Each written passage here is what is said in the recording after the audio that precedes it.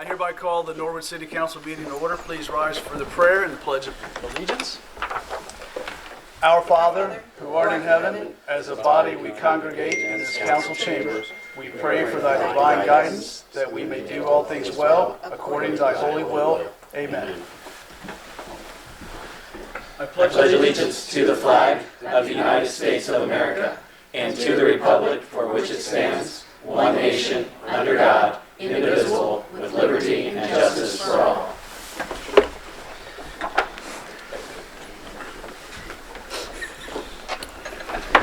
Please call the roll. Mr. Bonsall. Here. Mr. Gabbard. Here. Mr. Geraci. Here. Mr. Kelch. Here. Mr. DiNardo. Here. Mr. Townsend. Here. Mr. Breeden. Here. All members present. Item F, I have several amendments to the agenda, beginning with reports of standing committees of council. We are going to add finance report from Mr. DiNardo on 3-7 and the committee of the whole meeting from last night, 3-9. Additionally, the letter from Safety Service Director John Murphy, there is a change in there.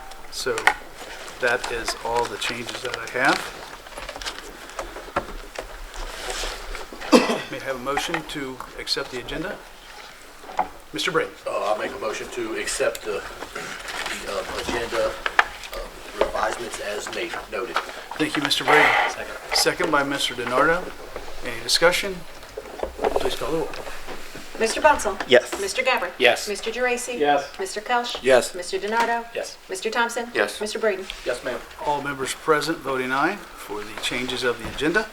Item F, minutes of previous meeting, the February 11th, 2020 minutes.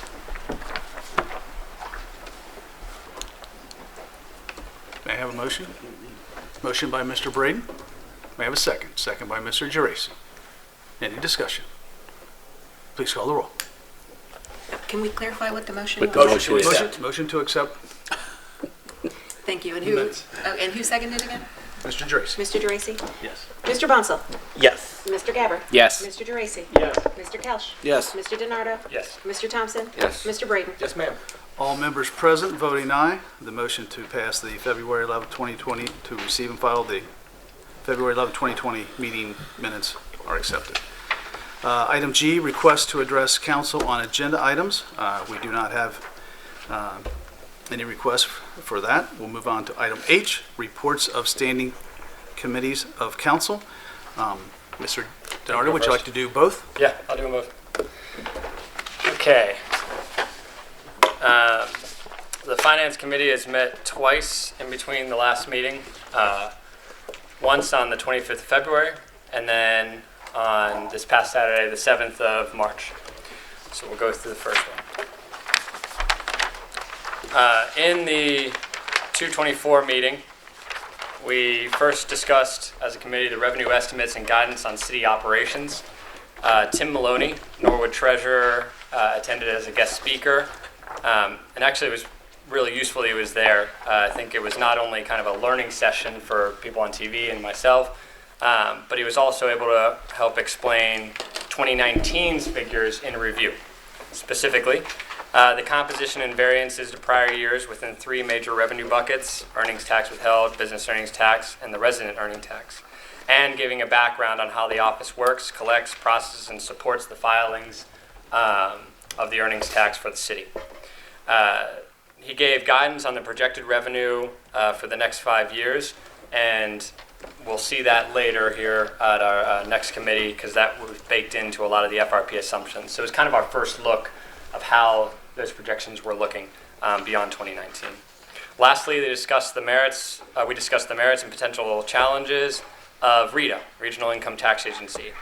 That if we would bring them to the city and chose to hire their support in processing, chasing incremental earnings tax revenue, we should examine that as noted in the audit report. That was actually one of the things you guys would have seen last night in the 34 items that we had to go through. It was, from that audit report's perspective, this is just a little bit of a note, that was not so much a must-have, but a strong recommendation to at least entertain the idea. I think there's a lot of support there, but I think that's going to be coming up in a different meeting. It's just a note that we did talk about it with the department that would be most affected, being the Treasury Office. The next agenda item we had was the 2020 FRP process and timing. That's kind of somewhat redundant now because we've gone through some of that, but remember this was about 2 weeks past. So we just went through the timeline, some of the key meetings and actions that would be required, and discussed some of the reports and assumptions that we would be expecting to see. Some of that will actually happen today.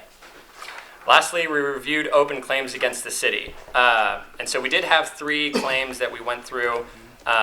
Assistant Law Director Tim Gary joined us, and we were pretty appreciative of that because not only did he help us go through the legal background of those specific claims, we were also able to start to think through a process that would be more efficient than either A, the council reviewing every single one, or B, it going to the law department every time and kind of tying up basically high dollar resources to handle all these. So there was kind of like a triage or a preliminary information gathering process that Maria's office kind of helped put together. And so I think not only as council but also the law department are pretty thankful that's kind of operational now. So it also serves as a tracking system when claims are actually reviewed, and they will at times when they kind of get elevated above particular thresholds get reviewed by the finance committee.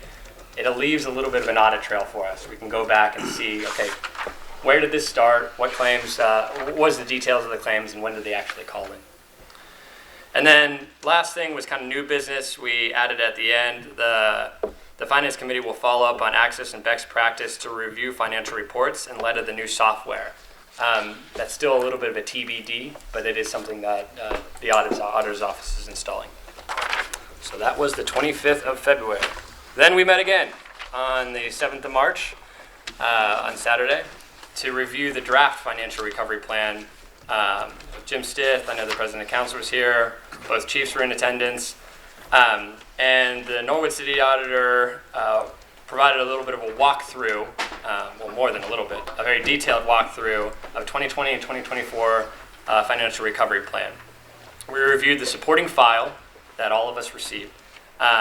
And although this was a draft, a lot of those revenue assumptions, personnel costs, operating expenses, and capital improvement plans were looked over. We understood that that was a draft, but there wasn't a whole lot of material changes that should be expected between Saturday and today, Tuesday. And lastly, we talked about both the near-term and long-term perspectives of getting us out of fiscal emergency. And it should be noted that a couple people were actually pretty excited about what this plan looked like on Saturday because there really was a real path forward to get out of fiscal emergency.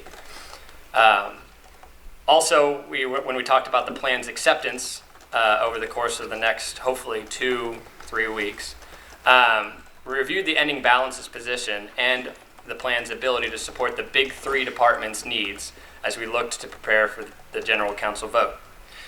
We noted in the committee there was general support for the draft plan assumptions and, as I said, excitement for the opportunities that it brought. The auditor discussed the non-material changes. Some of them were rounding differences, some of them were small tweaks that he had to submit to the state. But again, he was pretty clear that the draft that we saw on Saturday is not materially different than what we're presented here now. Separate to the plan, we went over the appropriation changes and related ordinances that would be required and the timeline for that after the 24th of March. So, just real quick, that would be particularly the appropriation changes that would happen after the plan's acceptance. That would need not just our acceptance and submission, but also the acceptance by the Financial Recovery Commission. The approach rate after that point, presumably around April 7th, we would make the appropriation changes to match that because there'd be a certificate of estimated resources that would go through, and they'd have to tie. The other item that we talked on was the ordinance related to the salary and new positions. This is probably the 5th go around of that, and we had talked about whether we could vote and pass that on the 24th, or if we would have to wait till April 7th, or if there's a middle ground on the 30th. The reason for that we talked around that is because there was a lot of discussion on should we try to push that forward immediately after council's passing, potential passing of the plan? Or should we wait until the Financial Recovery Commission, it's submitted to them and approved before we go forward with that? Just to note, in between Saturday and today, Jim Stith was able to talk to me and kind of said, I think the Financial Recovery Commission made it pretty clear they did not want us to go forward on the 24th. So take back what I said. It's better to do either on the 30th or 7th via either a general council meeting or a special council meeting. We can discuss that. And then there were 2 appropriation changes that are on the agenda today. We kind of talked through in more detail, but I'll give a brief discussion before we vote on it, and then you can ask me more questions then. So that was the 2 meetings. Thank you, Mr. Donardo. May I have a motion to receive and file the Finance, Budget, and Audit Committee report from 225 and 37. That's items H1 and 4. Mr. Bonzel, sir. Yes, thank you. I would make a motion to receive and file both Finance Committee reports. Motion by Mr. Bonzel, second by Mr. Thompson. Any discussion? Please call the roll. There's Forgive me. discussion. Do we have, for the second meeting? I only had 1. I think probably need copies to be made. I can, Yeah, That's I'll fine. make All sure right, there's just copies. so I understand. It's pretty hot off the press. It was Saturday. any further discussion? Please call the roll.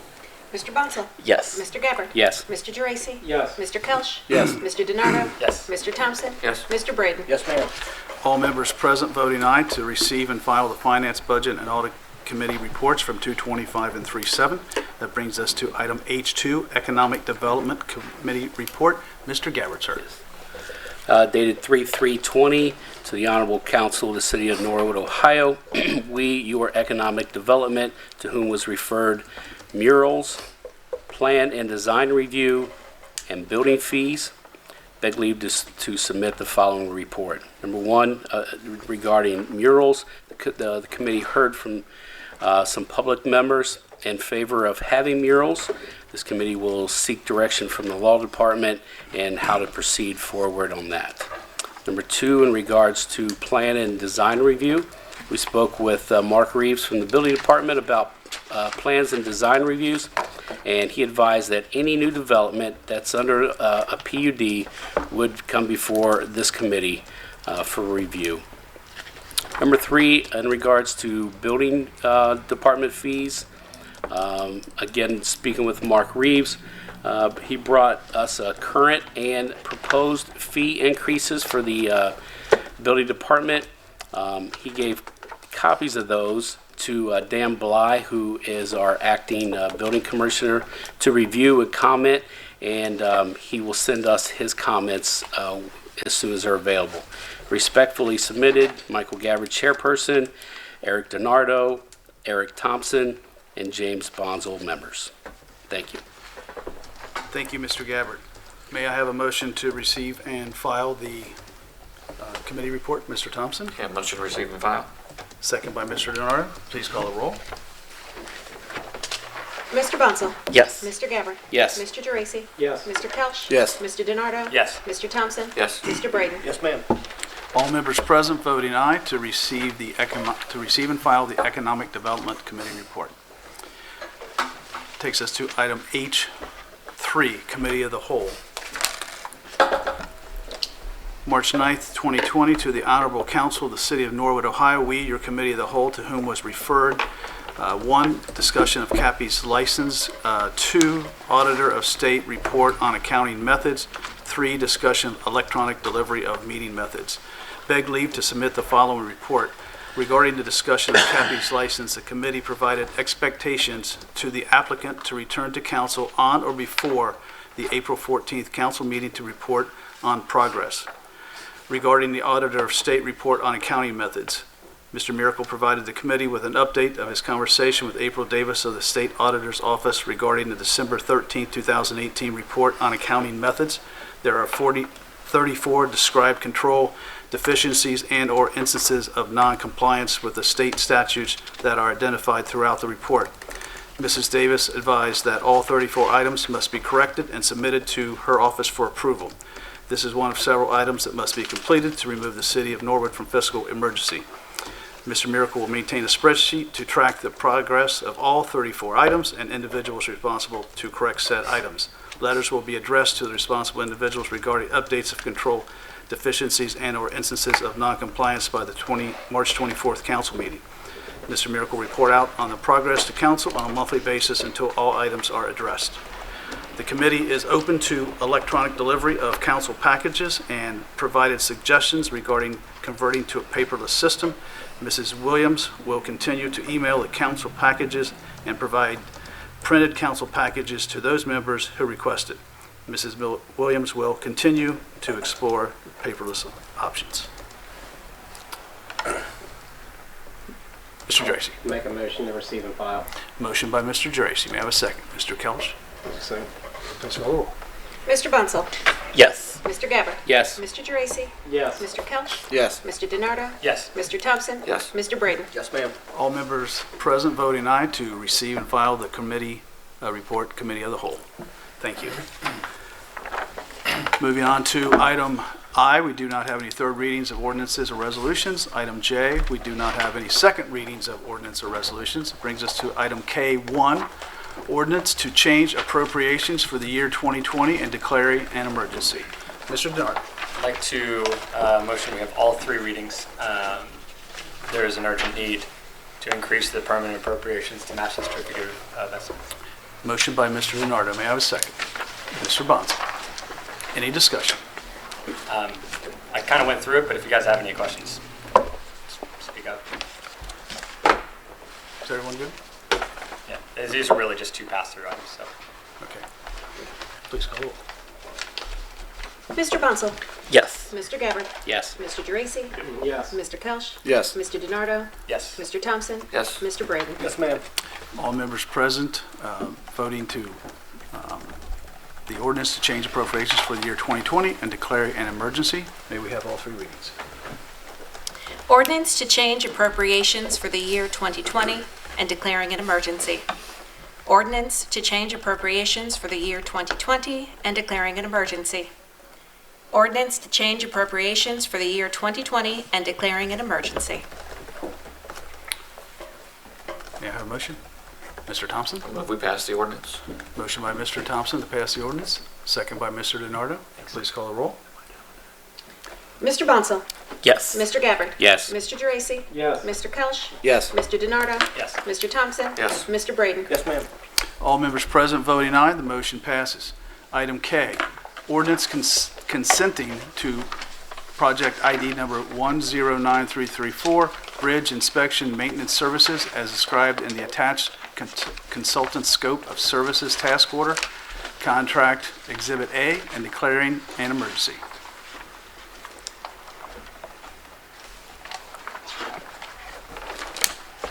May I have a motion? Mr. Geraci. Make a motion to have all three readings of this. Motion by Mr. Geraci to have all three readings. Mr. Braden? I'll second that. Second by Mr. Braden. Any discussion? Yes, sir. Can I hear, I think, if Mr. Snyder would give us a brief overview of what's going on here, I appreciate that. Mr. Mayor? Chair. Thank you. This is a free service provided by our taxpayer money at a different level, but it's a service provided for them to do inspections of the bridges within the city and list out the different bridges. And they basically check them, do a safety check on it, and then reply back to us if there's something going on with our bridges. So it's an inspection of the bridges that's provided free of charge to us, and there's no reason not to pass this in three and keep this moving forward. Thank you, Mayor Thank Schneider. you, sir. Any further discussion? Mr. Geraci? One more question through the chair to Mr. Mayor. Is this something that's going to begin this year on the three bridges that come through the city? Or is this something that we're just passing to allow to happen over the span of 3, 4, 5 years? Mr. Mayor? They do bridge inspections consistently. This is something that should happen, should be happening annually, that happens without us even knowing about it. Okay. Any further discussion? Please call the roll.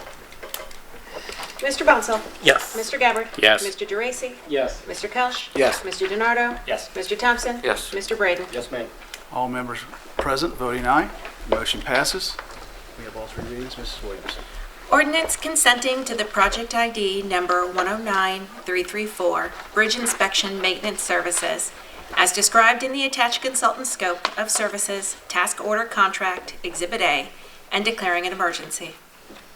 Ordinance consenting to the project ID number 109334, Bridge Inspection Maintenance Services, as described in the attached consultant scope of services, task order contract, Exhibit A, and declaring an emergency. Ordinance consenting to the project ID number 109334, Bridge Inspection Maintenance Services, as described in the attached consultant scope of services, task order contract, Exhibit A, and declaring an emergency. May I have a motion? Motion by Mr. Motion to Braden. pass the ordinance. Thank you, Mr. Braden. Second. Second by Mr. DiNardo. Any discussion? Please call the roll. Mr. Bunsell. Yes. Mr. Gabbard. Yes. Mr. Geraci. Yes. Mr. Kelch. Yes. Mr. DiNardo. Yes. Mr. Thompson. Yes. Mr. Braden. Yes, ma'am. All members present voting aye. The ordinance passes.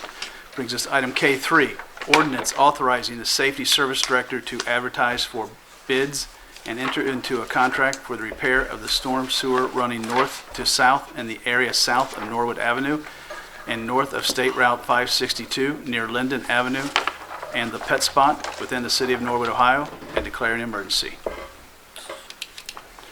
May I have a motion? Mr. DiNardo? Motion to have all three readings. This is pretty important. Motion by Mr. DiNardo to have all three readings. Mr. Kelch? Wait a second. Second by Mr. Kelch. Any discussion? Mr. Thompson, sir. I was wondering if somebody could go into some level of detail of the importance of this, Mr. Mayor, if you could. Mr. Mayor? Thank you. Yeah, this is a stormwater transfer line that runs off of Linden down and then connects to the stormwater lines that are running across the lateral. It's up in the bushes, so really you wouldn't notice it. All the overgrowth is there, but it has basically ran out all of the dirt. The line cracked open. It was a connection. It's a separation at one of the connections of the lines, and it has to be reinforced and actually installed properly. My understanding that it was a galvanized pipe that was put in. It's now 50 years old and rusted and fallen apart. So it's pretty extensive repair. It is undermining. There's a concrete apron at the Pet Spot area. It's undermining that and working back towards the foundation of that building, and it's really something that we've got to take care of pretty quickly. It's been that way for a little while because, like I said, it was hidden in the underbrush, but ODOT noticed it and then informed us about it, and we've been doing all the work to get this taken care of. Thank you. Any further discussion? Please call the roll. Mr. Bunsell. Yes. Mr. Gabbard. Yes. Mr. Geraci. Yes. Mr. Kelch. Yes. Mr. DiNardo. Yes. Mr. Thompson. Yes. Mr. Braden. Yes, ma'am. All members present voting aye. The motion passes. Mrs. Williams, may we have all three readings? Ordinance authorizing the Safety Service Director to advertise for bids and enter into a contract for the repair of the storm sewer running north to south in the area south of Norwood Avenue and north of State Route 562 near Linden Avenue and the Pet Spot within the city of Norwood, Ohio, and declaring an emergency. Ordinance authorizing the Safety Service Director to advertise for bids and enter into a contract for the repair of the storm sewer running north to south in the area south of Norwood Avenue and north of State Route 562 near Linden Avenue and the Pet Spot within the city of Norwood, Ohio, and declaring an emergency. Ordinance authorizing the Safety Service Director to advertise for bids and enter into a contract for the repair of the storm sewer running north to south in the area south of Norwood Avenue and north of State Route 562 near Linden Avenue and the Pet Spot within the city of Norwood, Ohio, and declaring an emergency. Thank you, Mrs. Williams. May I have a motion? Mr. DiNardo. Motion that would pass this ordinance. Thank you, Mr. DiNardo. May I have a second? Mr. Second. Braden. Any discussion? Mr. Tracy. I'll second the motion. Second it, sorry. You good? Okay. Mr. Dracy's good. Get you some coffee. I need some.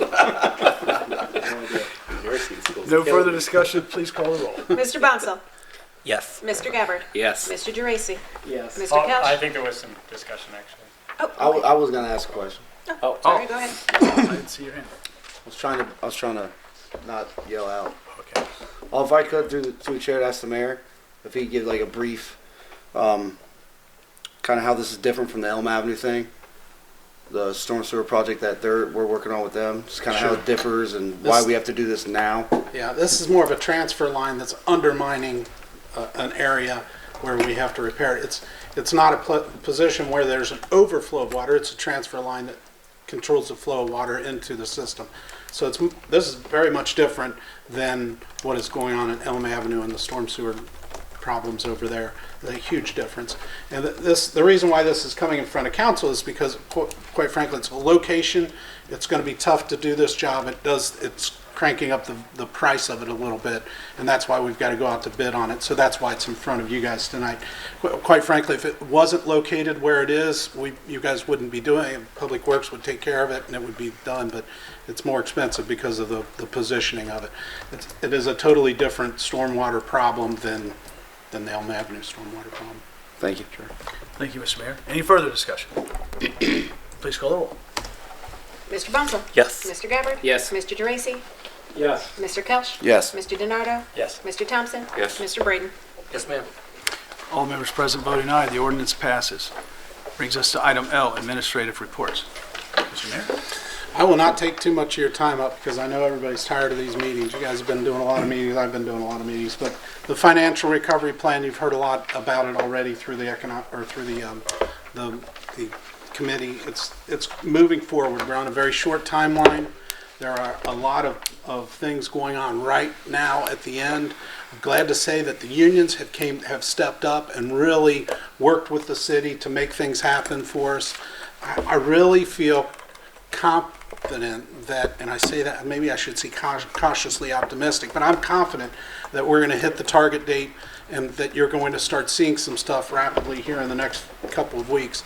You've got some draft information to start looking over, but when I say draft, I can't emphasize that enough because there will be some changes to that as things come to fruition. Just today, we were sitting down with one of the unions, had a great meeting in this room right here, really good meeting with them, and both the police and fire, really good meetings to help the city out on this stuff. So we're moving in a strong, very positive direction on getting that stuff done in the right time frame, and we'll continue to move forward. So, I have to say I have to praise the employees that are working here every day for the great works that they're doing. If you look at it, we've got a canine employee that's just extraordinary. We need about 6 more canine dogs running around this place because that thing is just sniffing up the storm and doing a great job for us. But of course, it all comes down to his handler. So we've got to have good people, and we really do have good people there. Looking at Public Works and what they're doing down there at the lateral, working in conjunction, in collaboration with the city of Cincinnati, really making a huge difference. And down one side, it's an awesome difference. And those guys are doing some great work there. I really applaud the Public Works Department for stepping up and working on that. And Clint Zimmerman, of course, for his diplomacy and tactfulness and working with others to make things happen. You can't say much more about his ability to get that done. John Murphy working with Duke Energy. I don't know if you've noticed, but there's some street lights on Montgomery Road that have been off for years that have been replaced, and we're getting street lights reactivated. That's because Murphy is working with Duke to make things happen there. So really making a lot of progress in some areas that you think you would think it's very simple, and why didn't they just call it? But it's not very simple. You have to have the things that our safety service director, that John Murphy's doing, and what Clint's doing. They're doing a great job on those things. So, of course, I'm meeting with groups and citizens, trying to keep things going in the right direction there. If we talk about engineering and the engineering work that's being done, you got the lateral, you've got the Elm Avenue storm sewer work that's being done, You've got, and when I say the lateral, I'm talking about that transfer line that we're working on. The City Hall roof, remember we'd said we budgeted money for the City Hall roof. Why wasn't it done? Well, it's because the quote came in, and it was a lot higher than what the safety service director could do. So now we got to put together a specification. Now it has to go out for legal advertising. It has to go out to bid. We have to jump through all the hoops. So we're working on that, and we're at a good time to do that. This is the right time to be working on that stuff. So City Hall roof, street repaving, we're getting funding in. I think the auditor, I don't know, maybe he mentioned it at the finance meeting. We just got $1,200,000, I think, in for that project. So we're moving and really in a good direction with that, and potentially being able to piggyback some other stuff on there. I think, Matt, you had mentioned that at one time Goff Manor had their street program sort of put in place. This is what we're doing this year. And then things worked out and they were able to do this and this and this. So those are things that we're really hoping for. And then talking to an alternate engineering firm, not using the same engineering firm that the city uses for that street assessment. I think Streets and Infrastructure Committee talked about doing an assessment of the streets and giving you guys some good information for making decisions on streets in the future. And I think we've got some good ones planned in the capital projects, but there might be some areas that we're overlooking. So if we can get that street assessment done, there's a couple other ways to skin that cat, so to speak. And then, of course, the last thing I'll talk about, and then you guys can hit me with some questions, is working with the health department, talking to them about, the city's response is that our health department is here. They'll help you. They'll answer questions. The Ohio Department of Health, they're in communication with them. I think it's 2 times a week.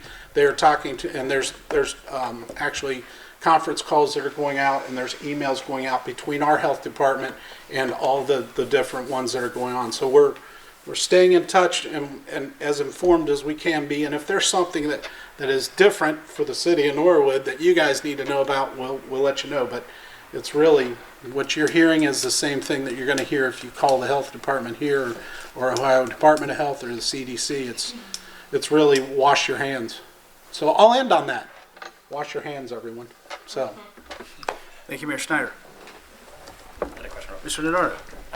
What, if any, are you allowed to say for the progress of the Public Works, the contract, or the union negotiations with that? we meet with them on the 17th. We had meetings with 3278 today that went extremely well, and I think that bodes well for what's going to happen on the 17th. I think all of them, all of the unions, the people we've been meeting with have been very responsive and willing to negotiate and talk and understand the situation that the city's in. So I think 3278 went well, and I think 914 will go very well also. Thanks. Anyone else? Mr. Moore, do you have anything for this evening? Thank you, sir. Moving on to item M, other requests to address council. I have 2. We'll start with the order I received them in. First one is Ms. Danable.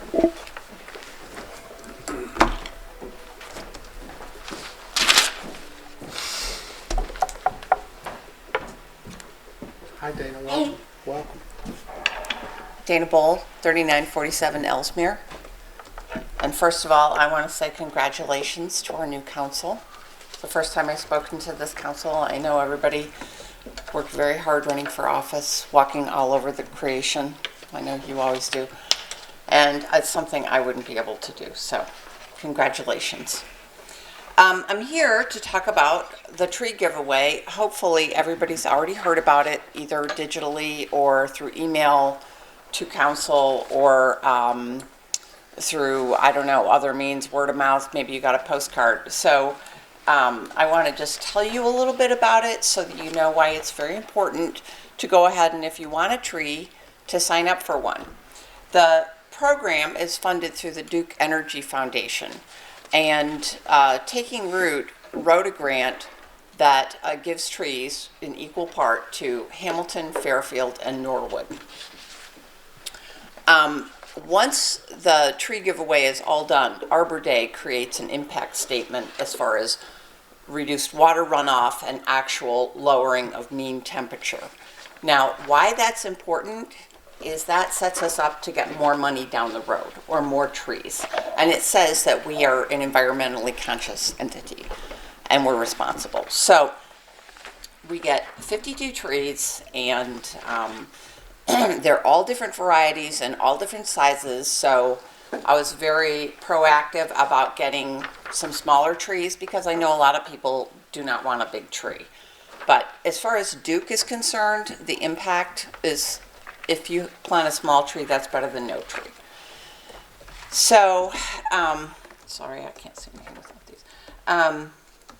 I also want to reinforce the fact that just because these trees are free, they're like 5-foot trees, and this is not a charity. Duke wants to put trees in the ground because that is going to mitigate some of these extreme heat events in the summer. So they're in this for their own, purpose. And while you can fund trees for beautification and all these other reasons, the purpose of these trees is energy savings. So whether you just bought, an expensive house on Floral Avenue and feel like, well, those trees are for somebody else, if you're willing to host a tree, please sign up for a tree it's arborday.org there are so many new backsplashes in Norwood, /taking root. I've been working with Taking Root since 2016, and because of the synergies with what Keep Norwood Cool is doing, they reached out to me, and we already have a working relationship and so on. So the only other thing I would say is that what a lot of people are doing is it seems like they're signing up for trees in clusters, like 3 people on Slane Avenue, and they're all going to be able to see each other's trees, and it just kind of sounds like they're going to make a little neighborhood event out of it. Same with, I went down Mills today, trying to get, someplace like Lydia's house that's residential, so they can sign up for a tree. So, they're going to be right there. They can just walk down the street and pick up their tree at Victory Park. So, I will say that Duke and Taking Root, they feel very much like this is their project, and you may have seen that there are a zillion logos on everything I'm sending out. So they do have great sort of jurisdiction over this event, and I'm just like coordinating it for them. So the formation of the pickup is still kind of taking place. What they have encouraged is to focus on the sign up and then focus on the pickup. So, I'd love to hear from any of you, and if I hear that there's no problem with this dashboard, which they set it up just for our zip code. So that's it. Sign up for a free tree. Okay. Question? Okay. Yes.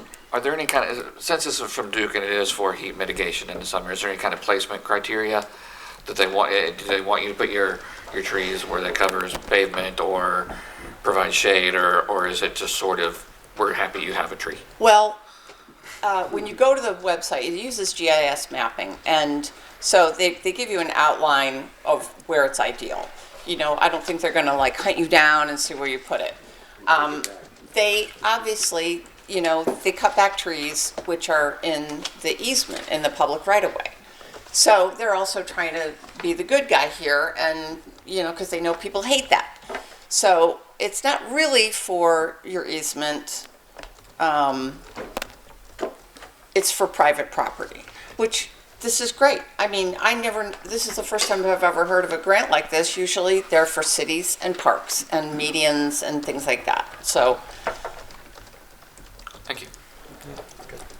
And then to sign up, they just get the first 52 people, or if they want more than one tree, just go to that website and then put in the information, and that's the extent of the sign up. And so it comes up, and you put your name and your address, and then your property will come up, and I believe they give you some options, or sometimes they choose it for you. It's pretty easy. Cool. So. Thank you. Is that it? Okay. That's it. You didn't say keep Norwood cool. Well, okay, so it's Keep Norwood Cool. Keep Norwood Cool has got a lot of other exciting, super exciting things. We've gotten some yeses. So, but I'm focused on the tree planting. Get your trees. Just like to say, keep Norwood. I will say, I'm sorry, I almost forgot to mention that John has offered to be a sort of a field marshal, and he's got some trucks, and his son has some trucks. Not everybody has a truck. A lot of people driving around with Priuses, right?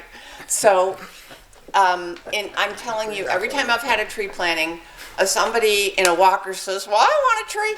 So we're 10% of the 20% of the trees we're planting are for someone else. So if you have a neighbor, you have plenty of trees, and you have somebody across the street and think, hey, go ahead and with their permission, sign them up and plant a tree for them if you're all filled up, because you'll be looking at it. So, help your neighbor out. I mean, this is very much, I always try to have these events be multi-generational. So help out your longtime residents because they make Norwood what it is, right? Thank you. Yeah, what? Oh, Mr. Brady. Thank you, Mr. President. Ms. Cole, thank you for your involvement in this. This is really nice. And I just wanted to say that if there's anybody in Ward 4 or anywhere that don't have access to internet or they need help, they can contact me or Ms. Bow, and we can help you and get you signed up. So if you don't have access to internet, just please contact one of us, and we'll help you get a tree. Absolutely, absolutely. And there's people around here with tablets. They'd be happy to sign you up. It's quick. Okay, thank you. Thank you, Dave. And thank you for your encouragement. Keep Norwood Thank you. cool. Next, we have Mr. Tom Perry. Is there any way I can use, I don't want to show a PowerPoint. Is there any way? Sure. Okay. You're in the You want to come up and help him set up, make sure he get it all set up? Why are you taking on me, man? Tree marshal, you get a badge and everything. They call me Mr. Hey, he don't get a gun, he gets shears.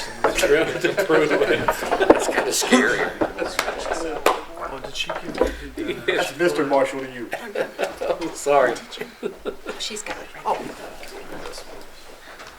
You want HDMI, right? Yeah.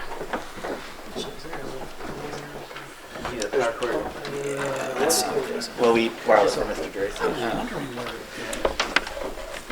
Are you going to get there?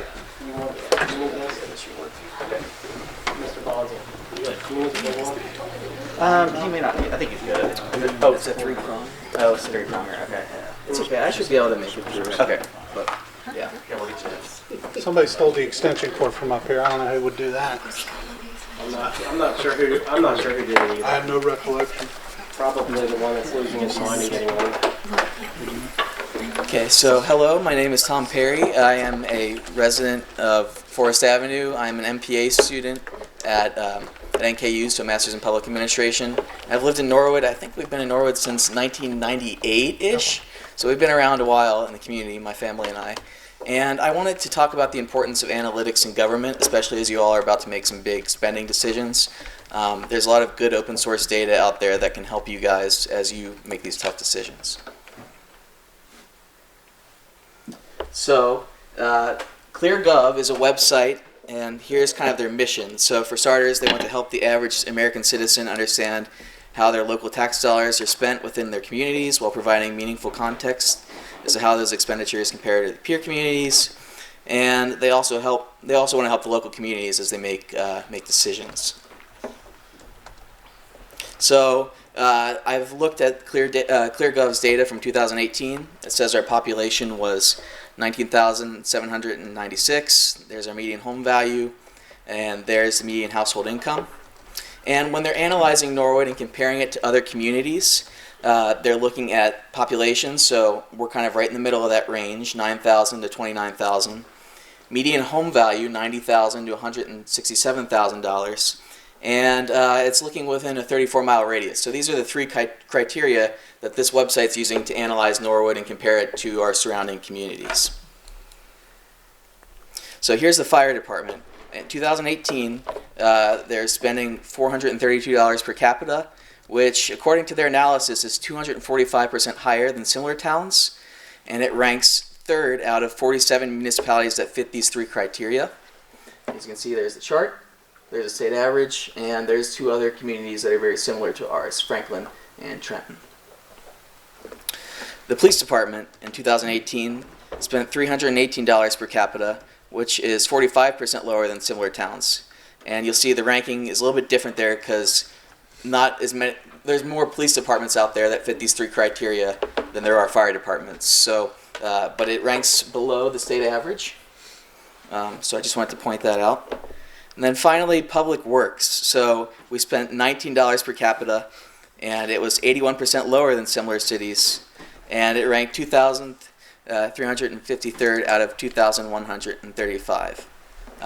So I would like to propose that before you all make union decisions and negotiate union contracts, that you look at the internal audit of the department, and that you also do an analytical comparison of spending with similar surrounding communities and municipalities. And maybe you decide the fire department is more important than other departments. Maybe that's kind of really important to Norwood, but I think it's important to see this data before we make big decisions. That's my only thing that I really want to push.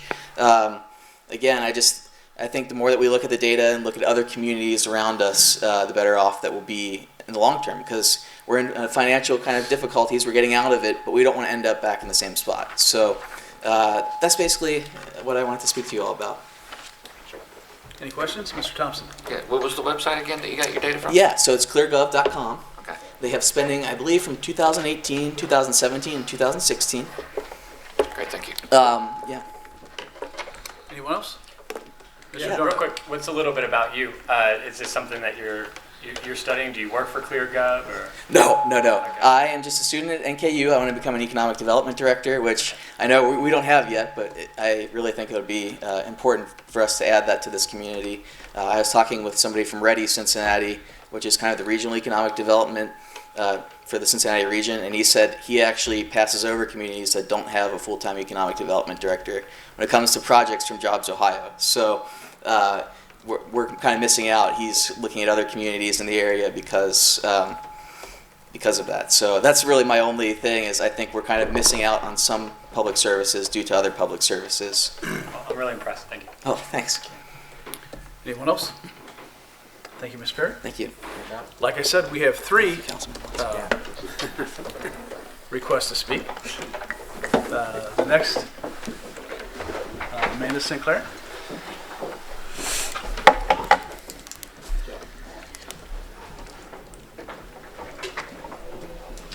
Good evening. Hi, how are you? I'm Amanda Sinclair. I live on 2200 Hudson Avenue. I've lived there less than a year, almost a year, and before that lived on Klopman Avenue for about 10 years. And I came in tonight to speak with you about the number of outdoor cats in my neighborhood, and especially right next door to our new home. So, since we've moved into our new house, we've seen quite a few outdoor cats. My neighbor specifically has 8 or 9 that they feed on a regular basis, which I would love to be respectful of my neighbor. I feel like she's doing it out of the kindness of her heart, and she really cares about these cats. But there's a lot of negative side effects to this number of cats roaming our neighborhood, including, I'm dealing with it probably more than the average citizen, but quite a lot of poop in our gardens, puke in our pathways, not to mention the day of the second Wasson Way ribbon cutting, there was a dead cat in our neighbor's yard, just a few feet away from our own yard, and my toddler.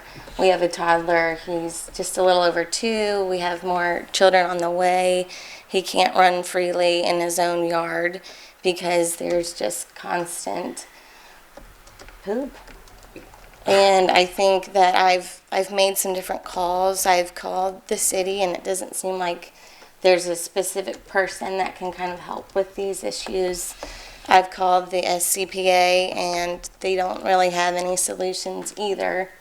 And I even called a lady who has helped with these issues in the past that someone from the city office recommended I'm blanking on her name. She lives in Pleasant Ridge, but has assured me the issue is much better than it used to be, and that she used to have more involvement in this, but is kind of on her way out of that type of service. So I just wanted to bring the situation to you tonight, just to kind of start a conversation, see if we can't begin to discuss some positive solutions that, like I said, is respectful of the people that feel so led to feed and care for these cats, but could also be respectful of the citizens who really don't own any pets but are dealing with these negative repercussions.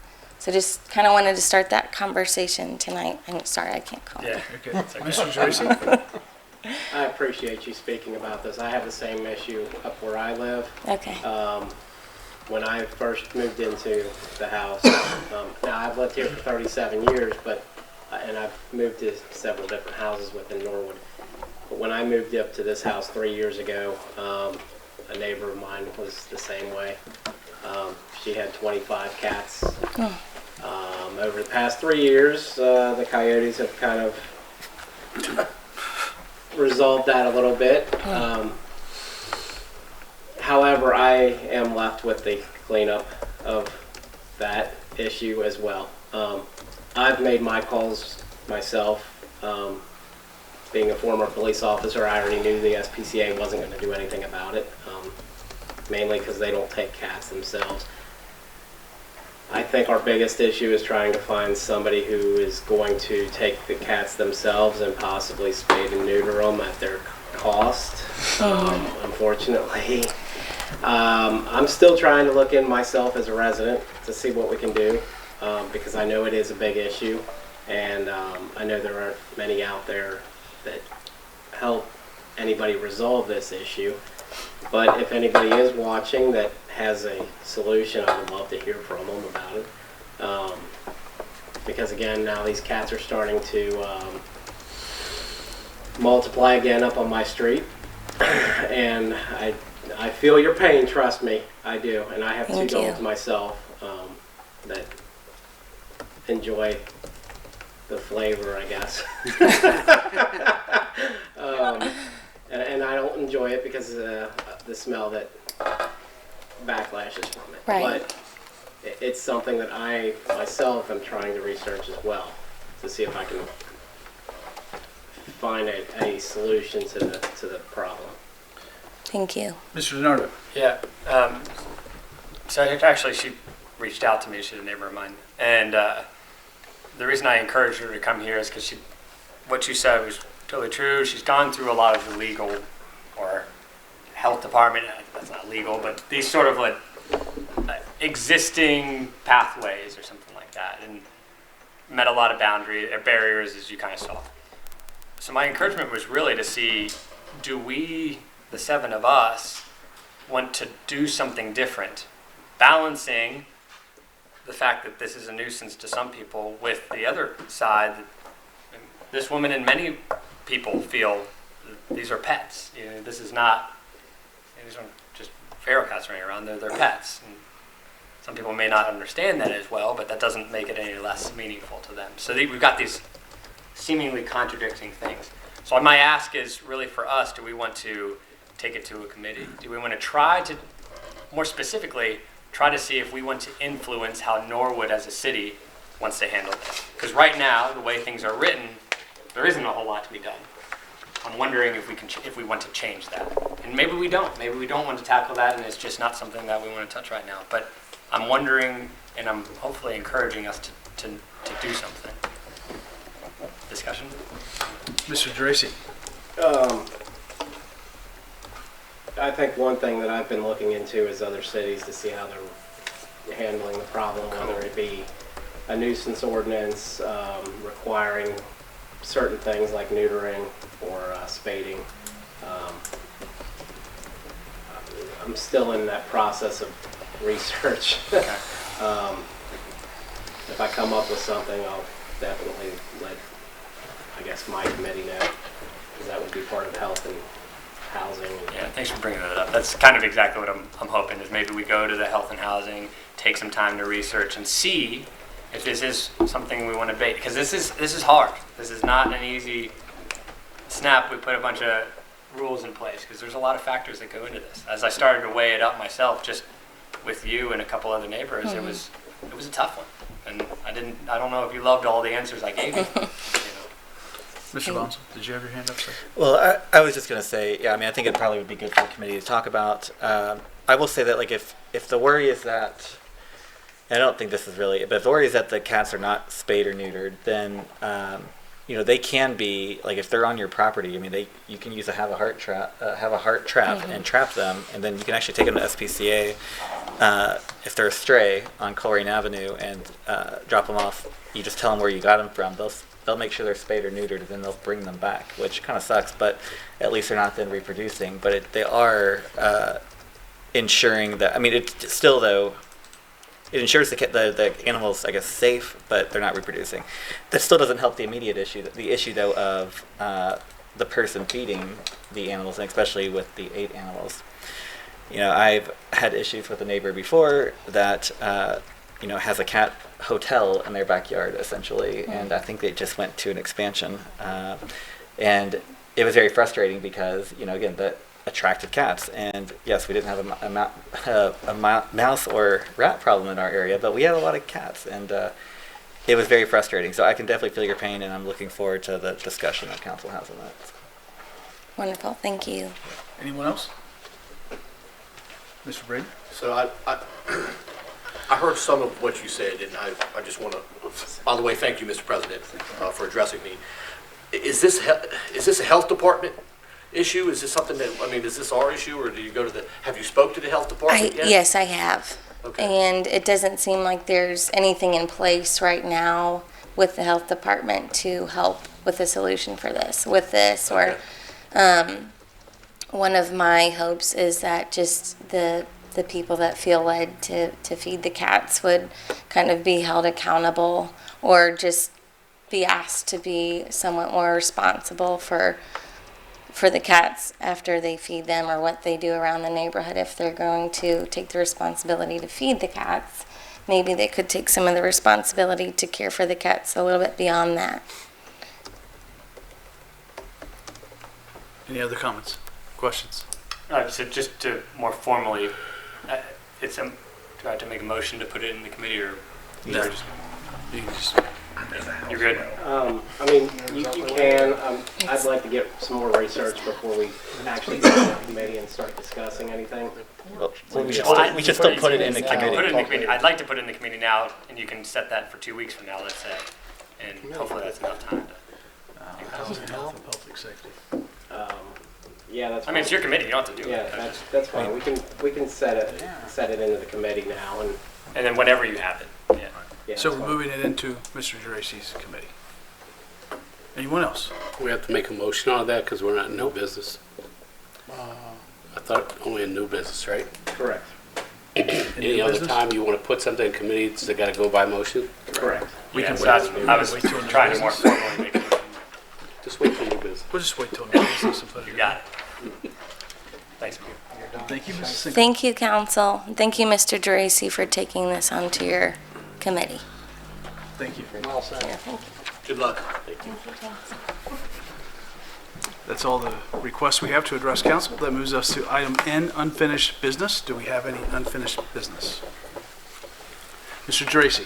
I'd like to go through the chair and ask the mayor if we have any updates for the property adjacent and behind, I guess, 4216 area of Montgomery Road.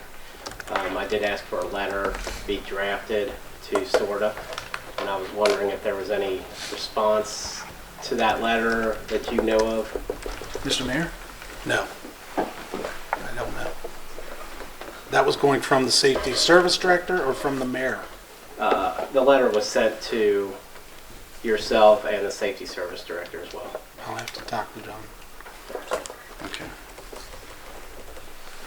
Any other unfinished business? Mr. Geraci? I guess since it's still considered unfinished business, I'd like to ask the clerk of council to send a letter to the mayor and the safety service director requesting an update on the property behind 4216 Montgomery Road, and whether or not they've heard from SORTA.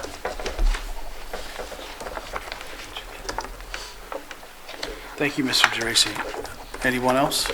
Mr. Kelch? If I could, I'd like to ask a question regarding Mr. Gabbard's committee report for the Economic Development Committee. You mentioned that you guys were working with the law department to find a better way to move forward with the murals. And it's only been like a week, but has there been any update there, or is that still kind of being worked through? Thank you. Nothing. Nothing as of yet. Thank you. Mr. Bonsall? Yeah, thank you. Just a follow-up question to that as well. Do you have an update on when we might meet again to discuss it? I know it's, there's multiple Ward 1 residents, I think, that are pretty concerned about it. I'll be honest, it's probably going to be a couple weeks. I'm having surgery on Thursday morning for my shoulder, so I'll be out of service for a little bit. But as soon as I can get back on my feet and such, then we'll get one scheduled. Gotcha. Take care of yourself, Santa, because Thank you. children will need you this Yeah. winter. Too many chubby kids picking them up. Any other unfinished business? I would like to add, I was reminded the planned unit development zone change for the Blue Water Real Estate. Those notices were mailed out, and I believe that our hearing will be during our April 14th meeting. Anything else? Let's move on to item O, new business. Any new business? Mr. Bonsall? Thank you so much. So at the committee of the whole meeting last night, well, I guess last year, the previous council received a notification that Cappy's was being awarded a new D2 on-premise consumption of wine license for their location on Dana Avenue, or on Clinton Avenue, excuse me. The previous council, because the only experience we really had with Cappy's at the time, and only communication we had at the time, was based on some of the issues that had happened in the past, we had requested that the law department, or we had requested the clerk of council object to that and asked that the law department follow up for a hearing.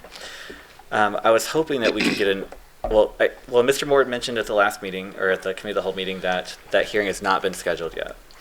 It was also noted multiple times last night, including by Mr. DeLuca, that the city really doesn't have a leg to stand on. There's no chance really of the city prevailing in that objection. And so I'm open to doing it now, but I'm open to waiting to the next meeting as well. But I think we should consider withdrawing that objection to the D2 license. It's really going to be just wasting the law department's time to keep moving forward with that. Potentially they're going to have to drive up to Columbus to go to that hearing when they're basically going to be told there's no reason for the objection. So I'd love to get, potentially, if you're open to it, the law director's feedback on that, and then potentially look either to just do it, to make a motion tonight and do it, or to do it at the next council meeting to withdraw that objection. Mr. Moore? Thank you, Mr. President. We can, I mean, if council objects to them getting that license, we can go and present what we have, what we can, to there, but you're right, as a practical matter, it's unlikely to be successful. The liquor license was taken away, but they were allowed to reopen within 30 days with the package license, so the sale of beer and wine. So I don't think that there's going to be much chance. I do want to mention this. On those forms we get where council can object to a transfer or to the issuance of a new one, we have the option to check a local hearing, so we wouldn't have to go to Columbus, because we always try to make sure the clerk checks that box to save us a couple-hour drive. So, but yeah, I don't see much hope in it. So if council wants to withdraw that objection, I would be more than happy to accept that withdrawal. Mr. Gabbard? Several times through the discussion as far as Cappy's goes, there was some information that was thrown out about X amount, about how many calls were placed in regards to Cappy's. The police chief, Chief Kramer, is here. I'd like to ask if he wouldn't mind coming up and just addressing how those numbers played out. I had a conversation with him before, and he shared with me, which is very enlightening as to how those numbers play out. Because when you say 150 50 calls to that address seems like quite a lot, but when you actually look at the numbers of which he did, it's kind of enlightening as to how that plays out. So if you don't mind him just addressing what those are. Chief Kramer?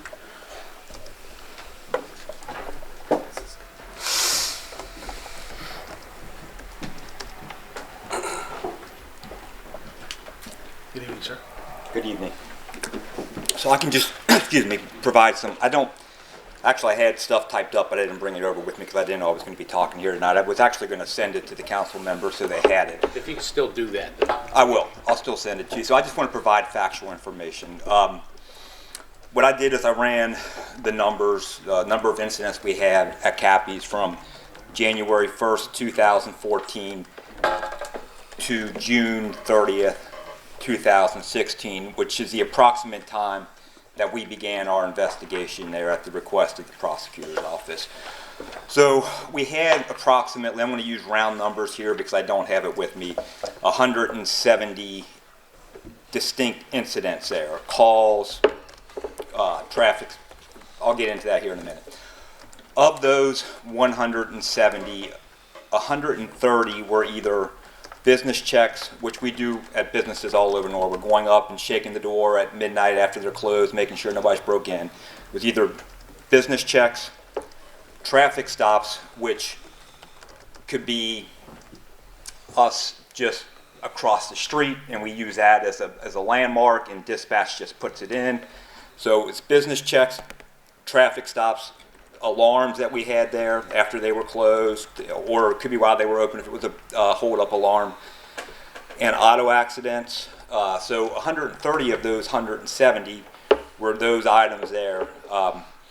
The other roughly 40 of those runs could be suspicious. There was a whole list of things, but nothing, with the exception of we had what I found in 2015 was the one, excuse me, citation we gave them for selling to a minor, and the other two that would involve a Cappy's employees were a warrant service, but it was warrants from outside of this jurisdiction, had nothing to do with their employment at Cappy's. And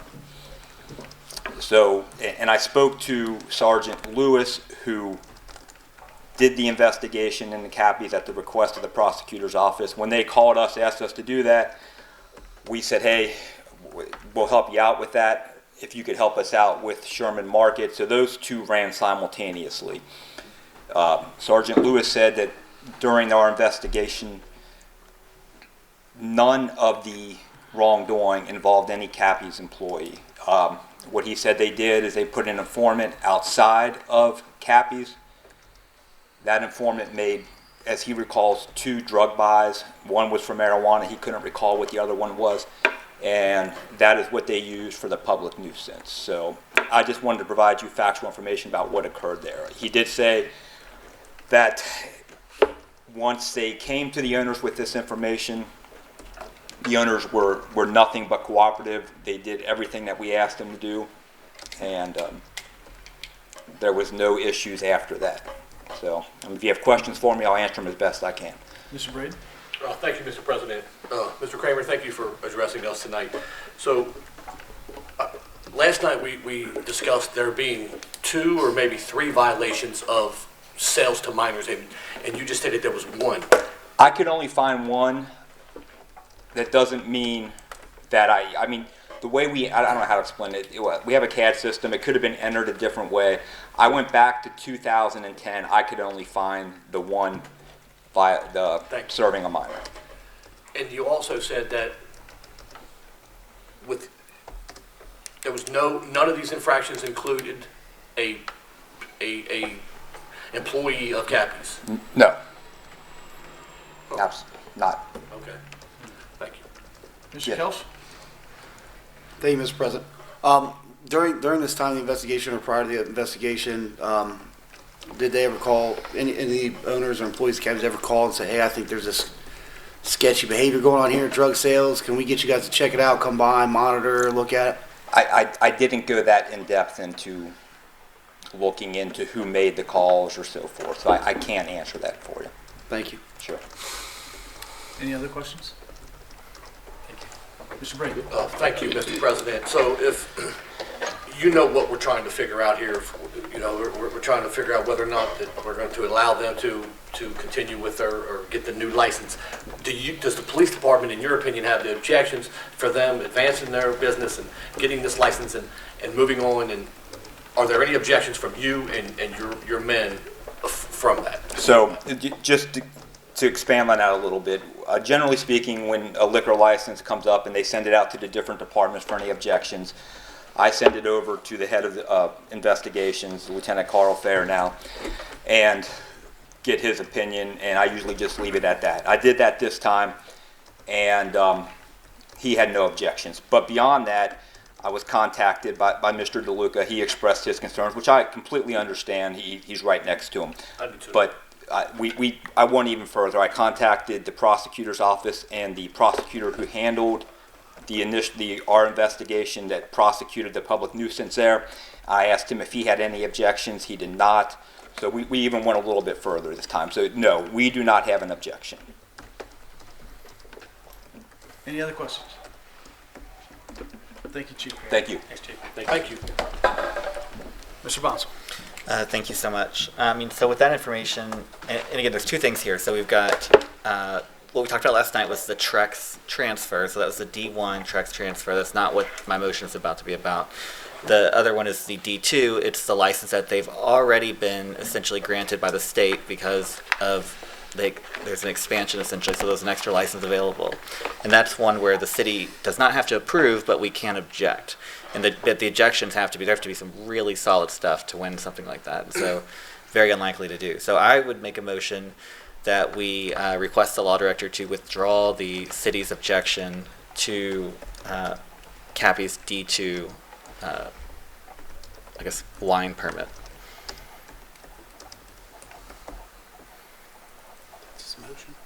Oh, I was writing this down. Motion by Mr. Bonsall. Mr. Braid? I'll second that. Second by Mr. Braid. Discussion? Mr. Kelch? I mean, why wasn't this brought up last night? Can I ask that? Is that allowed? We didn't bring this up last night. We spent 2 hours on this and we didn't bring this up. It was brought up last night. It was mentioned. Withdrawing the objection, like we didn't say, hey, do you guys want to do that? It wasn't on the agenda. Mr. Bonsall? Yeah, I just want to respond to the previous council member. I mean, I intended to bring it up, but I mean, it was not on our agenda. I will say one of the speakers that spoke about it, and again said that the city would not prevail. I mean, and this person is somebody that would be interested in the city prevailing in that, and so they said the city didn't have a leg to stand on. This motion is taking into account that information, and again, trying to save our city law department some time for having to keep pursuing this. Mr. Dracy? I would have to agree with Mr. Bonsall on this one. It wasn't on the agenda last night. It's a D2. It's not the Trex that we were discussing last night. And for us to spend money, no offense, Mr. Moore, for our law department to fight something that even our law department doesn't think is going to prevail, I think we need to allow this to go through and go through with this motion. It's the D2 permit, it's not the Trex, so. Good move, James. Any further discussion? Anyone else? So we have a motion by Mr. Bonsall to withdraw the objection to the D2 wine permit for Cappy's, seconded by Mr. Braid. Please call the roll. Mr. Bonsall? Yes. Mr. Gabbard? Yes. Mr. DeRacy? Yes. Mr. Kelch? Yes. Mr. DiNardo? Yes. Mr. Thompson? Yeah. Mr. Braden? Yes, ma'am. All members present voting aye to withdraw the objection to the D2 wine permit for Cappy's. Motion passes. Any other new business? Moving forward. I'm sorry, Mr. Braden. Thank you. Appreciate that. So I just want to touch base. What we just did was withdraw the objection for the D2, but we're still putting stipulations on the D1 Trex. Is that what we just did, or did? I just wanted to clarify that. Sure, no, I appreciate it, and thank you, Mr. President, for giving me the opportunity. So, yeah, the action that we took just now was just for that D2 permit, so. Can I respond? Yeah. Thank you. So here, I mean, hearing what we just heard from Mr. Kramer and 170 calls and 130 of them were traffic stops and 40 were, and only one was an infraction with an employee with an underage sales, and none of them were, other ones were employees. Does that change anyone else's mind? I'm just curious, and is that something that, like, now that we know this, does that change anybody else's mind, that we can pull the restriction off this business owner that wants to advance his business? And if it does, maybe we should withdraw the other one. Mr. Tracy. Sorry, John. Mr. Tracy. In my opinion, absolutely not, because what we discussed last night, the main topic was not underage sales, crime. The main topic that we spoke about last night was aesthetics of the business. We're trying to change Norwood here to better the aesthetics of this city. We don't want things like the bingo hall on Montgomery Road to sit there vacant for years and look like it's dilapidated. We're trying to change the vision of Norwood. We're trying to move Norwood forward, and asking a business owner who has had the money for 4 years, who comes in here to say, oh, what if I get this done, all the stipulations done in 30 days, do I still need to come back with drawings? To me, a business owner that says, I can get this done in 30 days, but a meeting before that and prior to that in last night's meeting said to me, or to this body, it's hard for me to get this done in 30 days or 4 years. So to me, it doesn't change my opinion. I still want to see either some sort of plan from him within that 30 days to renovate the outside or fix up the aesthetics at least before it even comes to my mind being changed. Mr. Bonsall. Yeah, thank you, Mr. President.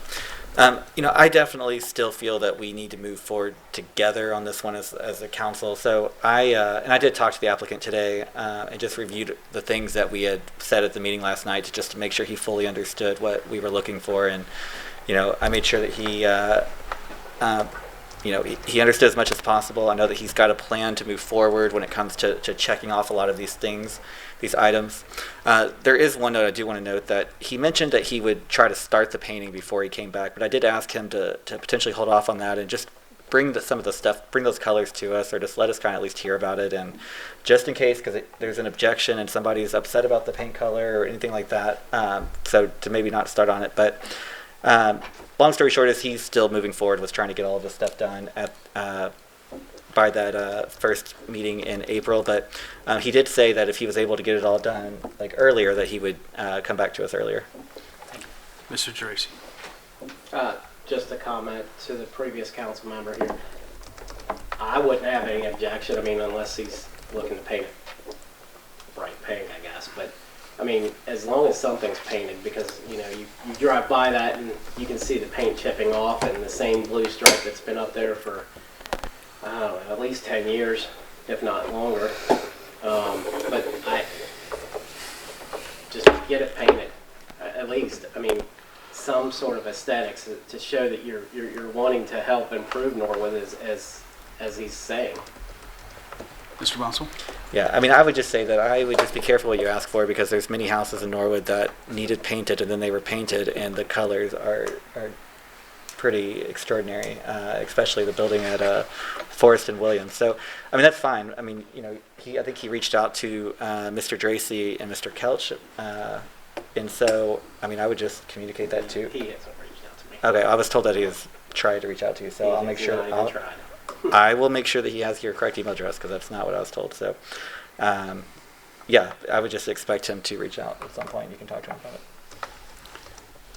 it. Any other new business? Moving on to item P, communications. We have 4 communications. The first, letter from the State of Ohio, Division of Liquor Control, regarding licensing fee distribution. Mrs. Williams. The communication that we received from the Division of Liquor Control provides information about licensing fee distributions to the city. It looks like over 2019, it looks like the city got $1,122.80 from the permits that have been issued. So there was nothing further to be done on this. I believe it's just notification to the city of, the money that is, I believe, distributed to the city. May I have a motion to receive and file? Mr. Thompson. Yeah, I would move to receive and file the letter. Motion by Mr. Thompson, second by Mr. DiNardo. Any discussion? Please call the roll. Mr. Bunsell. Yes. Mr. Gabbard. Yes. Mr. Geraci. Yes. Mr. Kelch. Yes. Mr. DiNardo. Yes. Mr. Thompson. Yes. Mr. Brady. Yes, ma'am. All members present voting aye to receive and file the letter from the State of Ohio Division of Liquor Control. Item 2, letter from Safety Service Director John Murphy. Mrs. Williams. Letter dated March 10th of 2020. Regarding amendment to the ordinance number 909.05, 1305.02, subsection D, 1305.05, subsection N. Dear Maria, Clerk of the City Council, the building department is preparing a new fee schedule, and the $1,000 bond does not always cover our costs when and if we, the City of Norwood, has to pay another contractor to fix mistakes made by the initial contractor. Those fees sometimes exceed the $1,000, and we have to pick up the overage. Gary Town, clerk of the building department, advised the cost of a $1,000 bond is close to the cost of a $10,000 bond, and we, the City of Norwood, will benefit from having the money to fix any problem that we are left with in the event of problems caused by the initial contractor. Sincerely, John P. Murphy, Director, Public Safety Service. May I have a motion to receive and file the letter from the Safety Service Director? Mr. Geraci. I'll make a motion to receive and file. Motion by Mr. Geraci. May I have a second? Mr. Kelch. Second by Mr. Kelch. Discussion. Does that mean that we'll put it on the agenda for the next meeting? I can help with, Yeah, please. We had, and I know that, or I believe that the plan is for the Safety Service Director to contact the Law Department if he hasn't already, to request an ordinance be written to change the current ordinance. Mr. Moore. I drafted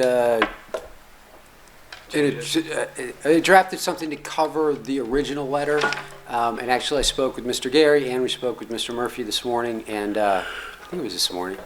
And because of some additional fees, he's looking at bond issues, he's looking at changing other parts of the code that he mentions in the letter that was read tonight. We'll have an ordinance, we should have an ordinance for you at the next council meeting to adjust those. Mr. Mayor. I caution you from changing just this one thing at a time, because we could end up doing that every council meeting. The Safety Service Director could send us a letter saying that I thought we had fees and fines within one of the committees, and you guys were looking at that in a scale. I thought the reason for this letter was to bring it to your attention. This ordinance was Ordinance 388, passed in 1918. So there's a lot of these fees and fines that are written, that are in the codified ordinances, that need to be looked at and changed. I caution council from doing an ordinance just for this, and then where do you stop? Do you do 3 at the next one, and just every council meeting you do 5 or 6 to change the fees? Why don't you really do a comprehensive study, take it to council, discuss it, do an ordinance, and make the changes that need to be made? This is old legislation that needs to be updated. Absolutely, let's do it, but let's do it in the right way. Yeah, I think I was. I think I was surprised to see that, because I thought it would have been different to what we saw. We saw an amended fee schedule and talked about it. The fact that this was segregated out and specifically brought up to us, I made the assumption that this was either different, because I would have expected that just to be included in what we brought up. Mr. Murphy. Murphy. No, you're saying it was part of the fee amendments? That just feels surprising that we would have a whole letter that's different than that. I'm saying we should go through it and try to do it all together and work this out and so that you're not nickel dime it's just more and more. For sure. Obviously, I think that's a great idea. It's just, I wanted to make sure if there was something, there was a reason that we specifically got a letter here. That's what made this different. Of course, I'm down to do it all at once. That's why Mr. Reeves brought it to us in the first place. Okay. Mr. Tracy. Now, this isn't a new ordinance we're drafting for this. This is an amendment to the ordinance that's already on the Change books, the amount, correct? yeah. Mr. Moore? That's correct. The fee provision, the ordinance is from 1918. The actual paragraph with that bond amount is 1992, I think. So it's not 100 years old, but it's way out of date for having $500 be enough to cover the cost of replacing a badly worn driveway. Any other discussion? Please call the roll. Mr. Bunzel? Yes. Mr. Gabbard? Yes. Mr. Geraci? Yes. Mr. Kelch? Yes. Mr. DiNardo? Yes. Mr. Thompson? Yes. Mr. Braden? Yes, ma'am. All members present voting aye. The letter from, to receive and file the letter from the Safety Service Directory, John Murphy, is approved. Item 3, letter from the Auditor's Office. Mrs. Williams. Letter dated March 3rd of 2020 to the Norwood City Council. Dear council members, this letter is to let you know that the February monthly financial reports were emailed to each council member on March 3rd. If you have not received said email, please let me know so I can verify your email address and also get you a copy of the reports. Sincerely, Kelly Brown, Account Clerk, Auditor's Office. Mr. Thompson. Move to receive and file the letter. Motion by Mr. Thompson to receive and file the letter. Mr. Geraci. I'll second the motion. Second by Mr. Geraci. Please call the roll. Mr. Bunzel? Yes. Mr. Gabbard? Yes. Mr. Geraci? Yes. Mr. Kelch? Yes. Mr. DiNardo? Yes. Mr. Thompson? Yes. Mr. Braden? Yes, ma'am. All members present voting aye to receive the letter from the Auditor's Office. Receive and file the letter from the Auditor's Office. Item 4, letter from Mayor Schneider. Letter dated March 3rd of 2020, addressed to Mr. Ken Miracle, President and members of the Norwood City Council, regarding Mayor's Court fines. Dear President and members of Council, enclosed, please find the report for Norwood's Mayor's Court for the month of February 2020. Should you have any questions, please do not hesitate to contact me. Sincerely, Victor Schneider, Mayor, City of Norwood. Mr. Braden. Motion to receive and file the letter. Mr. DiNardo. Second. Motion by Mr. Braden, second by Mr. DiNardo to receive and file the letter from Mayor Schneider. Please call the roll. Mr. Bunzel? Yes. Mr. Gabbard? Yes. Mr. Geraci? Yes. Mr. Kelch? Yes. Mr. DiNardo? Yes. Mr. Thompson? Yes. Mr. Braden? Yes, ma'am. All members present voting aye to receive and file the letter from Mayor Schneider. Item Q, all members are present. That moves us to item R, adjournment. Mr. Bonson. Thank you, Mr. President. I would move that we adjourn. Motion by Mr. Bonson. May I have a second? Mr. Thompson. Please call the roll. Mr. Bunzel? Yes. Mr. Gabbard? Yes. Mr. Geraci? Yes. Mr. Kelch? Yes. Mr. DiNardo? Yes. Mr. Thompson? Yes. Mr. Braden? Yes, ma'am. And we are adjourned.